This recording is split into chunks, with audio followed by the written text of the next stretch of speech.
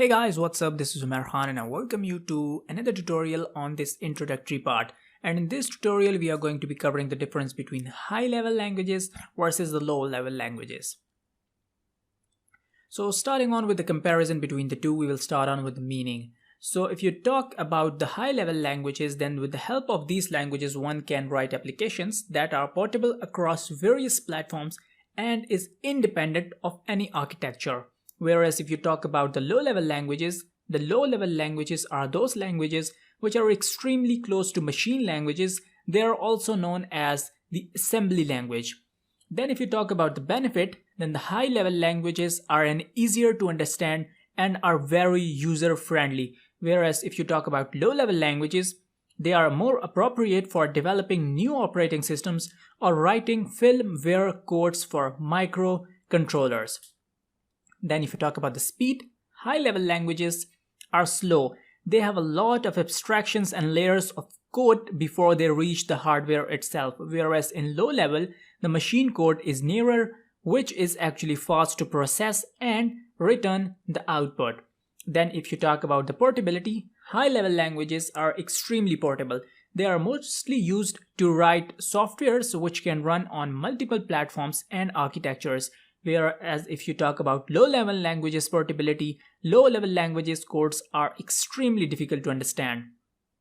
Codes written for one assembly language is impossible to run on the other. So to run a similar piece of code on different machines, you have to write different set of code, because as I told you that code written for one assembly language is impossible to run on the other. Then to the final point, if you talk about which is better, high level or low level, then high level languages is where all the creative things take place and it can be debugged in a much easier manner than in low level. Whereas in low level, it is very challenging and it requires a great deal of experience and knowledge. So if you talk about all these five and conclude this, then you might have seen that high-level languages are much better and easier than low-level. Moreover, the complexity of high-level is much more or less than the low-level, because low-level are very, very complex. That's why I've added this image here that says, "Say low-level one more goddamn time." So he's gonna shoot the guy who says low-level one more time, and the reason behind that is the complexity of low level. Alright, so jokes apart, let's move on to the view considering C and C++. So C has a lot of characteristics similar to that of Pascal language. Sometimes it is still considered as a low-level language. The reason being it supports operations of bits, pointers, and direct access to memory. C and C++ actually is a high-level language with the inclusive feature of low-level.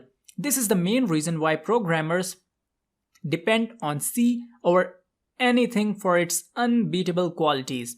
It may seem weird that C, though treated as a low-level language, is extremely portable. Phonetically speaking, C is actually extended to use hardware at its extreme limits as possible. Assembly language, on the other hand, is hardly portable. So, though trying to achieve portability is a big deal in case of low level, especially in case of Java, which runs on a JVM, that is a Java virtual machine, whereas C or assembly languages that are running in a virtual machine will never have a pure access to the hardware. To be more precise, a language becomes a low level if it is specifically structured to run directly on the hardware. Low-level languages have very less syntax, unlike high-level languages which have loads of codes.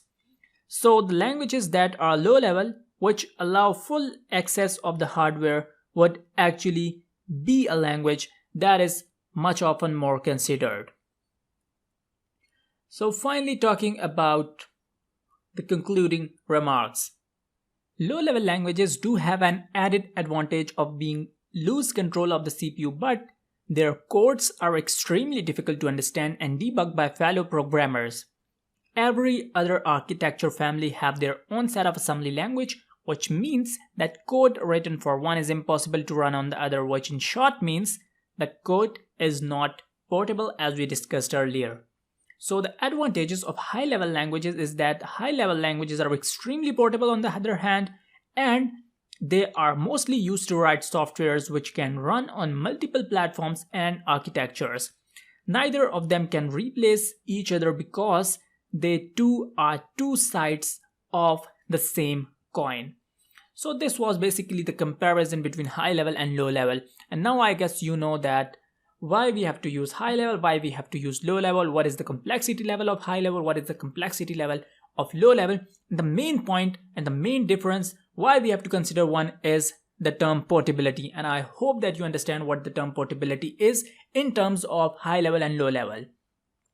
So I guess that's it with this tutorial. Thank you so much guys for watching, and I'll see you guys in the next tutorial.